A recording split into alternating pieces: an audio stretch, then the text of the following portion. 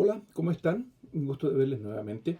Vamos a apoyar algunas materias que tienen que ver con la reforma y vamos a, en esta oportunidad, a hacer algunos comentarios que tienen relación con la reforma luterana. Recuerden que el objetivo de esta semana es el poder entrelazar un proceso histórico conocido como la reforma religiosa y los cambios políticos más importantes del siglo XVI. No olvidemos que el siglo XVI hacia el XVII es la época en donde se va a consolidar un sistema político llamado absolutismo en Europa, con la excepción de Inglaterra, en donde la reforma también tiene un papel importante que jugar. Si nos fijamos explícitamente en Alemania, debemos señalar que allí es donde surge con fuerza lo que vamos a conocer como la Iglesia Cristiana Luterana. Esta iglesia, que no fue fundada, no tenía esa intención, don Martín Lutero, un monje agustino, terminó efectivamente por estructurarse como una iglesia separada del catolicismo romano. Debemos señalar que para Martín Lutero, de quien vamos a ir agregando algunas pequeñas informaciones, la verdad es que en los momentos en que le tocó vivir a fines del siglo XV y entrando hacia el siglo XVI, 1517 es una fecha clave, 1520 es una fecha clave, le toca vivir una época en donde la mentalidad europea está cambiando. Es una mentalidad en la que se ha abierto un nuevo mundo, se ha descubierto América, están desarrollándose múltiples viajes alrededor de África con el objetivo de encontrarse con nuevos mundos, nuevas civilizaciones. La apertura intelectual entonces de los europeos es enorme, ya que se dan cuenta de que el mundo es mucho más grande de lo que ellos estaban concibiendo. Hay una obligada mayor, no sé si tolerancia, pero sí aceptación de la existencia de otros pueblos, otras culturas, otras civilizaciones, otras lenguas, otros colores de piel, etcétera. Esa apertura va a significar también el tener una predisposición diferente a la hora de hablar de fe entre los europeos. En segundo lugar, podemos señalar de que es una época en donde la autoridad papal es enorme, es muy grande, los papas tienen una autoridad política mayor que espiritual, aun cuando son seguidos por toda la cristiandad occidental. En Constantinopla tenemos al patriarca ortodoxo, que también es una vertiente del cristianismo y no obedecen necesariamente a Roma, pero el resto de Europa occidental tiene al Papa como el líder espiritual y a su vez un personaje de tremenda relevancia política porque los monarcas, los reyes, los emperadores deben muchas veces contar con el visto bueno papal para algunas de sus decisiones, para algunos de sus accionares políticos, para guerras, etcétera. Los papas en aquel entonces, de esta forma, podemos decir que tienen mucha importancia. Ahora, ¿qué más ocurre alrededor de los primeros años de la vida de Martín Lutero? ¿Qué cosa? Veamos con claridad. Por ejemplo, es una época en donde el humanismo se ha desarrollado de gran manera, muy fuertemente, ha permitido una revitalización de los estudios griegos y latinos, del manejo de ese idioma entre los intelectuales de la época, y ha permitido que muchos vuelvan a buscar en las raíces o en las fuentes la lectura de los evangelios, la lectura de la Biblia. Los evangelios están dentro de la Biblia de manera original, ojalá en griego, ojalá en latín. Surge la idea de traducirla.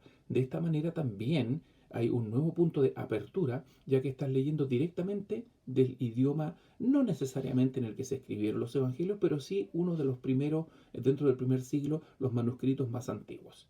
Es una época también en la que se está desarrollando con mucha fuerza el 400, que es una etapa del Renacimiento, y el Quinquecento, es decir, del 1500 en adelante, en donde se ha revitalizado una vez más la hermosura, la belleza del arte escultórico griego, en donde también se ha generado una apertura intelectual. ¿Por qué? Porque para entender el valor de una escultura inspirada en dioses griegos, se debe conocer un poco de esta cultura, se debe aceptar las estatuas en un desnudo, se debe revalorar el cuerpo humano como una creación divina, un cuerpo humano también santificado. El 400, el Quinquecento, digo, es una época en donde tenemos a Botticelli, va a estar obviamente Miguel Ángel, va a haber esculturas preciosas, el David, la Pietà, Miguel Ángel, vamos a tener pinturas en la Capilla Sixtina, etcétera. De manera que, de verdad, es una época en donde el arte también está generando una apertura en las mentalidades europeas. Si avanzamos un poquitito, déjeme señalarle que nos vamos a encontrar con lo siguiente. El mundo moderno de esta época también es una época en donde hay un mercantilismo, una economía desarrollada en el comercio, sobre todo en una época de muchísimos y grandes viajes. En tercer lugar, relacionado con este mundo moderno en donde han existido muchos nuevos cambios, y ya tenemos la imprenta circulando hace por lo menos 40, 50 años dentro de Europa. Este es un elemento vital porque la imprenta fortalece el desarrollo de la elaboración, obvio, de libros y textos. No se imaginen libros muy gruesos, pero sí hay una multiplicidad de textos que circulan que alimentan el apetito intelectual, permiten el desarrollo del conocimiento y favorece el desarrollo de las ideas, no solo las de Lutero, sino que las ideas humanistas. Así vamos a encontrarnos con otro elemento que va a favorecer en Alemania, como ejemplo de esta pequeña explicación, la idea de que el mundo en realidad es mucho más allá de lo que la Iglesia Católica había estado restringidamente explicando durante la Edad Media. Es una época en donde hay otros personajes no muy conocidos, pero que sí piensan como Lutero, que es necesario cambiar algunas características que ha desarrollado la Iglesia Católica en esta época, entre esas la ya señalada, el tremendo poder político de los papas, que llevaba a una corrupción muy grande, y algunos de estos reformadores o estos, podríamos decir, primeros en levantar la mano y decir que hay que cambiar cosas en la iglesia, los vamos a encontrar en los personajes de Johann Wycliffe, así como John Hughes y William Tilday, que son sacerdotes, son estudiosos, son católicos, y que ellos ven que se necesita un cambio. Y entre esos se están dando cuenta, por ejemplo, de que las misas muchas veces son todavía en latín y se necesita llegar al pueblo, a la gente, con la palabra de Dios. Surge la idea de traducirla al inglés y surge la idea de crear comunidades que empiezan a ir desobedeciendo, digámoslo así, algunas directrices que vinieran desde Roma. Estos personajes van a contribuir a que también en sus respectivos países, como Inglaterra, como en Bohemia, lo que hoy día es Checoslovaquia, vamos a encontrar gente predispuesta a escuchar una manera distinta de entender y vivir la fe. Chiquillos, chiquillas, el catolicismo está pasando por una etapa bastante difícil.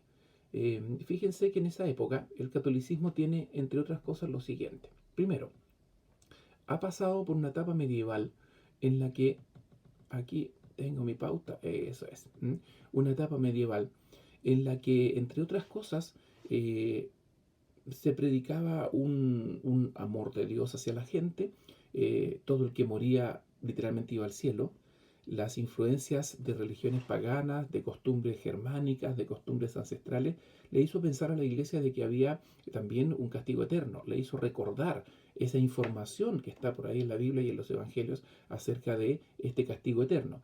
Y muchos comienzan a vivir de manera penitencial, es decir, ¿cómo lo hago para pedir perdón? ¿Cómo lo hago para conseguir la salvación?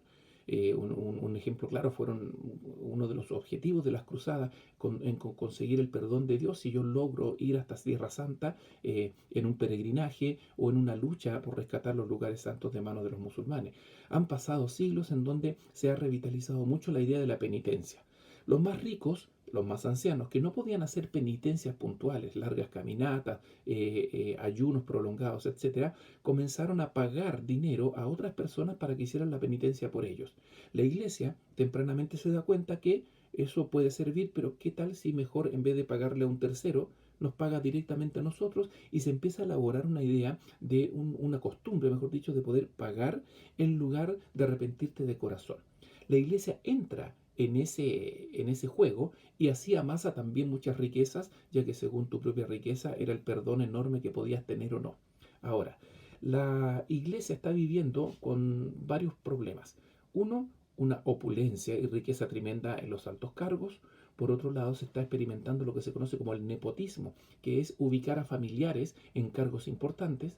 Obispos y cardenales a la larga son nombramientos más de interés político que haber alcanzado tal dignidad por un servicio a Dios y una vida eclesiástica y una carrera, ¿no es cierto?, eclesiástica.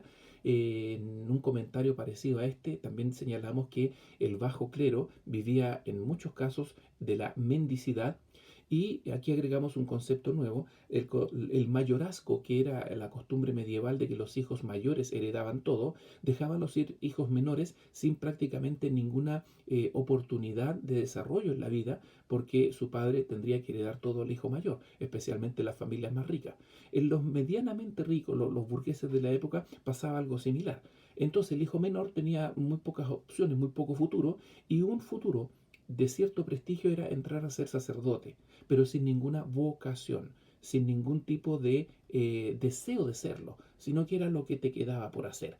Con esa característica, el sacerdote en realidad vivía una vida no muy santa, no de oración, y una vida en donde buscaba los placeres un poco más normales entre la gente que no ejerce el sacerdocio, que podríamos hablar de que trata de evitar el matrimonio, trata de evitar la vida sexual desarrollada de manera normal. Ahora, existía también lo que se conoce como el celibato y la castidad, que era un tema. Los sacerdotes en la iglesia se podían casar en esa época, pero si te casabas mantenías a tu familia. Entonces mejor tenían una u otra pareja o más, pero vivían de la iglesia. Y ese desorden no era bien visto por el resto de las congregaciones religiosas. Existía la simonía, que era una especie de tráfico de reliquias. Bastaba con que alguien llegara desde Tierra Santa diciendo que había encontrado los huesos de San Pedro, los huesos de, no sé, no San Pedro, no por ningún motivo, digamos, no sé, un hilo de la manta del Santo Sudario, los clavos de Cristo, de los cuales se habló más de alguna oportunidad, la corona de espinas, alguien dice que encuentra la túnica de Juan el Bautista, y todo eso después se traficaba, compraba y vendía en Europa, alcanzando un volumen enorme de dinero.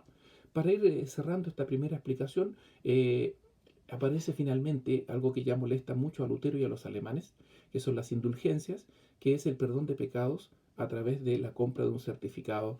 Y este era muy reiterado en el siglo XV, pero ya en el siglo XVI, particularmente en Alemania, en donde hubo un movimiento juntamente con el de Lutero, de intelectuales, universidades y sacerdotes que estaban cansados de que desde Roma los papas italianos estuvieran permanentemente pidiendo este tipo de limosnas, indulgencias y dinero, va a molestar definitivamente a Lutero, puesto que considera él, a través de su estructura intelectual, su desarrollo de estudios, sus traducciones, su inquietud espiritual, de que la verdad es que a través de la lectura del apóstol San Pablo, él descubre concretamente que el cristiano llega a la presencia de Dios y obtiene la salvación de su alma a través de la fe, no del pago, no de la penitencia, no de las indulgencias, ni de si le caes bien o mal al sacerdote con el que te estás confesando, o la determinación pontificia para reyes, obispos, condes, que podían perfectamente, chiquillo, también en algún momento necesitar de algún tipo de perdón. Todo esto molesta a Lutero y él empieza de esta manera a explicar y desarrollar charlas, comentarios, sermones. Como sacerdote, él era un agustino, que van a ir en contra de estas características que la iglesia está desarrollando y en contra de esta, especialmente, venta de indulgencias, la simonía y el relajo moral en el bajo clero. Después de esto, Martín Lutero empieza a encontrar muchos seguidores. En la segunda parte de este comentario relacionado a la reforma en Alemania, vamos a ver los siguientes pasos en la vida de Lutero.